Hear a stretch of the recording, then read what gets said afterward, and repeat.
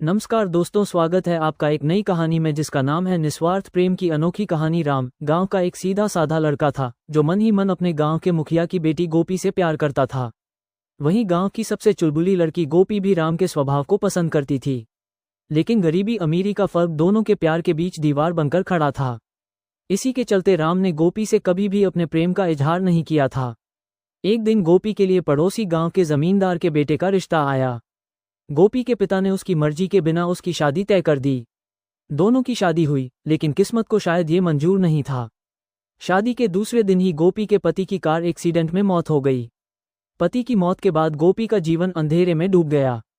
समाज ने उसे विधवा के उस बंधन में जकड़ दिया जिसमें न कोई रंग था न कोई रोशनी, था तो सिर्फ सफेद रंग। समाज में विधवाओं का जीवन आसान नहीं होता है। पुराने रीति रिवाजों के चलते उन्हें समाज और घर में रहते हुए भी सबसे कटकर रहना पड़ता है।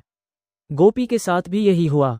उसके ससुराल वालों ने उस पर कलंकिनी होने का आरोप लगाकर उसे उसके पीहर भेज दिया।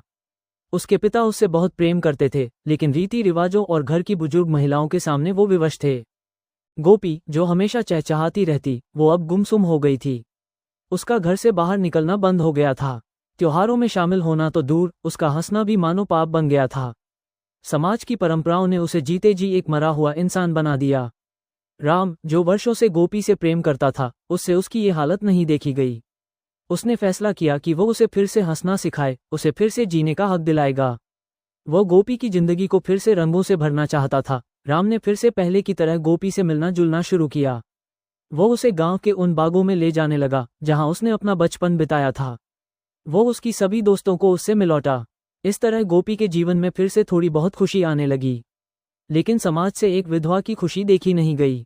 गांव के लोगों ने बातें बनाना शुरू कर दिया। वो कहने लगे, राम पगला गया है, एक विधवा से प्रेम करता है। देखते ही देखते ये बात गोपी के पिता और गांव के मुखिया तक भी पहुंची। गोपी के पिता ने राम का घर आना बंद करवा दिया।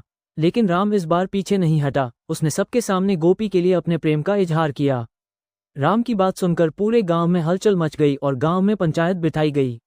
लोगों ने बातें बनाना शुरू कर दिया कि आखिर कोई एक विधवा से प्रेम कैसे कर सकता है, ये तो पाप है।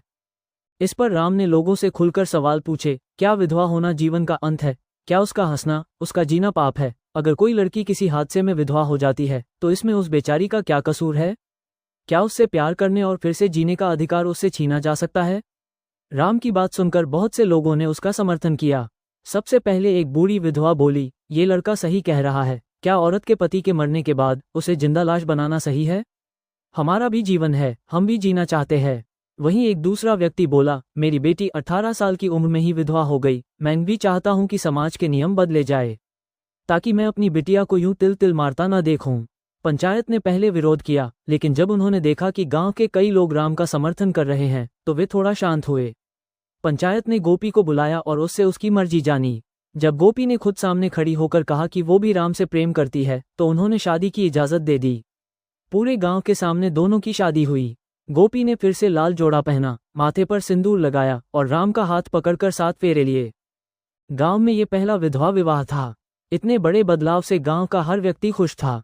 इन सब में सबसे ज्यादा खुश थे गोपी के पिता, क्योंकि वह दिल से चाहते थे कि उनकी बेटी फिर से जीना सीख ले। और राम के साथ रहकर वो बहुत खुश थी। राम और गोपी के प्रेम ने सदियों से चली आ रही रूढ़ियों को तोड़ा। इस विवाह के बाद गांव में और भी विधवा विवाह हुए। दोनों के प्रेम की अमर गाथा आज भी गांव के हर व्यक्ति की जुबां पर कायम है।